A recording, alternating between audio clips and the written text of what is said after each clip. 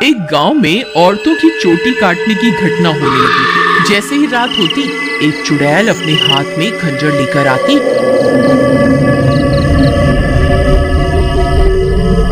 और जो भी औरत उसे सोती हुई मिलती, वह चुड़ैल उसकी चोटी काट कर वहां से चली जाती। किसी को ये समझ नहीं आ रहा था कि ऐसा क्यों हो रहा है। फिर एक दिन, अरे भगवान, अपने बालों को छुपा कर रखो, पूरे गांव में चोटी काटने की घटना बढ़ती ही जा रही है। कहीं उस चुड़ैल की नजर तुम्हारे लंबे बालों पे चली गई तो वो तुम्हारी चोटी काट कर ले जाएगी। अजी, आपको घबराने की कोई जरूरत नहीं है।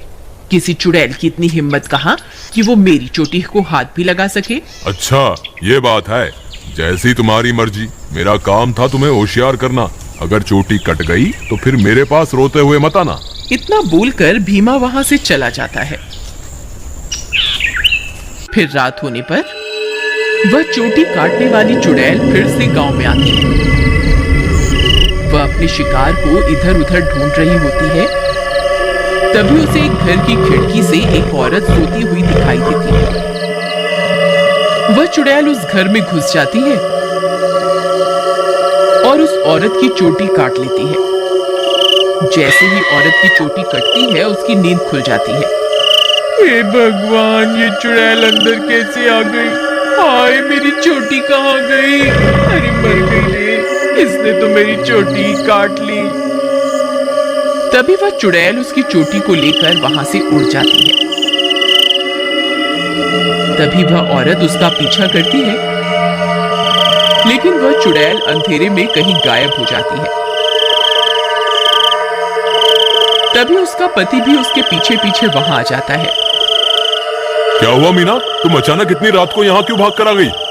देखिए ना, इस चुड़ैल ने मेरी चोटी ही काट दी और ना जाने अंधेरे में कहाँ गायब हो गई है। हे भगवान, ये क्या हो गया? तुम तो ठीक हो ना? उसने तुम्हें तो कोई नुकसान नहीं पहुंचाया ना? फिर वे दोनों उदास मन से वापस अपने घर आ जाते हैं।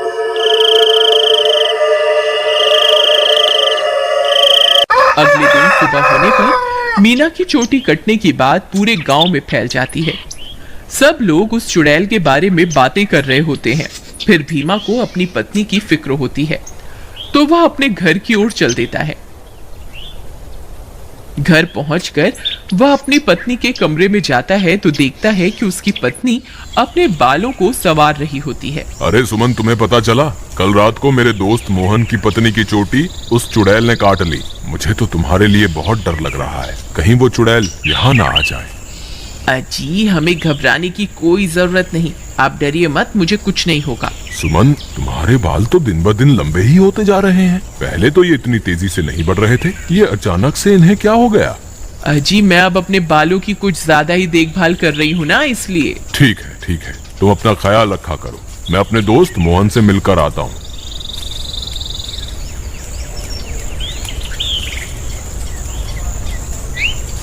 अरे भाई मोहन, तुम कैसे हो? भाभी के बारे में पता चला, सुनकर बहुत दुख हुआ। क्या बताऊं भीमा भाई, जब से मीना की चोटी कटी है उसका तो रो रो कर बुरा हाल है। और बताओ, सुषमा भाभी तो ठीक है ना?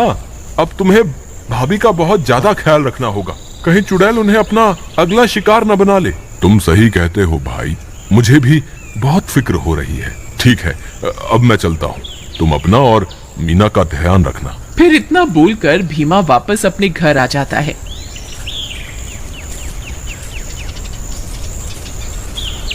रात होने पर भीमा सो रहा होता है। अचानक उसे चीख सुनाई देती है। उसकी नींद खुल जाती है। वह इधर उधर देखने लगता है। सुमन कमरे में नहीं होती। वह बहुत डर जाता है। सुमन, कहाँ हो तुम? सुमन, कहाँ हो तुम? अरे, मैं तो लुट गई, बर्बाद हो गई। ये चुड़ैल तो मेरी चोटी काट कर ले गई। हाय, मैं तो लुट गई। अरे, ये किसकी आवाज है? लगता है चुड़ैल ने फिर से किसी औरत पर हमला कर दिया है। मुझे बाहर जाकर देखना होगा। फिर वह भागकर बाहर जाता है और देखता है कि बाहर कुछ गांव वाले खड़े होते हैं। वह उनके पास जाता है। क्या हुआ भाई? ये चीख पुकार कैसे थी? क्या हुआ? सब ठीक तो है ना? नहीं भाई, अभी अभी चुड़ैल इस बेचारी की चोटी काटकर अंधेरे में गायब हो गई। हे भगवान, सुमन तुम कहाँ हो? मुझे वापस घर जाना चाहिए। फिर वह वापस अपने घर की ओर दौड़ पड़ता है। जब वो घर पहुंचता है तो देखता है कि सुमन अपने बालों को सहला रही होती है। वह उसे देखकर हैरान हो जाता है।